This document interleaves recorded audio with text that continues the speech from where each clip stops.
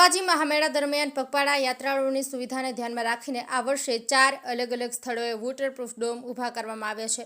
દાતાથી અંબાજી આવતા માર્ગ પર પાંછા ખોડિયાર બ્રહ્માની માર્બલ સામે વીર મહારાજ વચ્ચેની ખુલ્લી જગ્યા, હડાદથી અંબાજી આવતા માર્ગ પર કામાક્ષી મંદિર સામેની જગ્યા, માંગલ્ય વનની પાછળના ભાગની જગ્યા એમ કુલ 4 સ્થળોએ આ સુવિધા ઉપલબ્ધ કરાવવામાં આવી છે। યાત્રાળુઓ માટે અંદાજે 1200 બેડની સુવિધા કરવામાં આવી છે। મલ્ટીપર્પઝ ડોમ, શૌચાલયની સુવિધા, સીસીટીવી કેમેરા, મોબાઈલ ચાર્જિંગ સુવિધા, housekeeping service, signages, float carpet, flag pole, પીવાના પાણીની વ્યવસ્થા, ઇલેક્ટ્રિફિકેશન, અગ્નિશામક સાધનો તેમજ સામાન મૂકવાની સુવિધા જેવી આધુનિક વ્યવસ્થાઓ કરવામાં આવી છે। એવા 4 ડોમ બનાવાયા છે।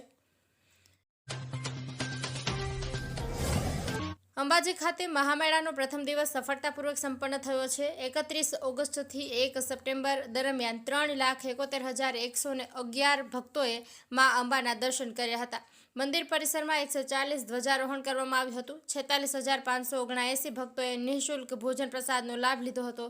3,35,316 મોહનથાળના બોક્સ અને 4,751 ચીકી પ્રસાદનું વિતરણ કરવામાં આવ્યું હતું।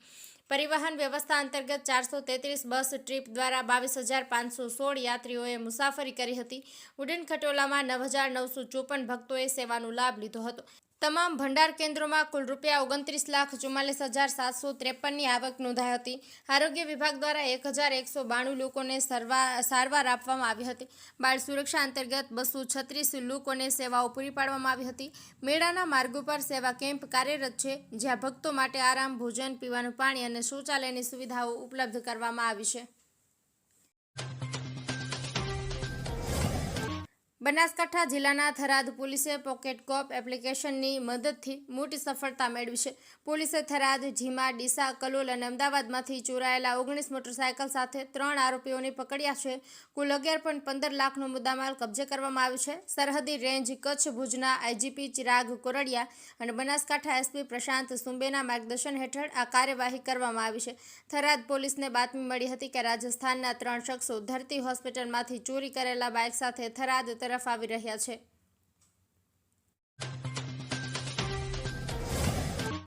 પેઢી પંથકમાં આવેલી ભૂમિ મોટર્સ સ્ટોર તમને અહીં તમામ પ્રકારના ઓઇલ મળી જશે, જેમ કે Veedol oil, Mobil oil, Volvo oil, Bajaj oil તેમજ વાહનના દરેક પ્રકારના સ્પેર પાર્ટ અહીં તમને મળી જશે। તો તરત જ મુલાકાત લો ભૂમિ મોટર્સની।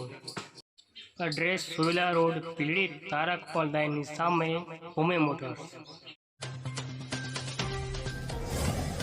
અંબાજી ખાતે યોજાનારા ભાદરવી પૂનમ મહામેળામાં સામાજિક સમરસતા મંચ ગુજરાત પ્રાંત દ્વારા દર વર્ષે સાહિત્ય સ્ટોલ તથા સમરસતા પ્રદર્શની સ્ટોલ લગાવવામાં આવે છે, જેનો આજરોજ શુભારંભ કાર્યક્રમ યોજાયો, જેમાં કૌશિકભાઈ મોદી વહીવટદાર અને અધિક કલેક્ટર આરાસુરી અંબાજી માતાના દેવસ્થાન ટ્રસ્ટ અંબાજીના હસ્તે ખુલ્લો મૂકવામાં આવ્યો હતો।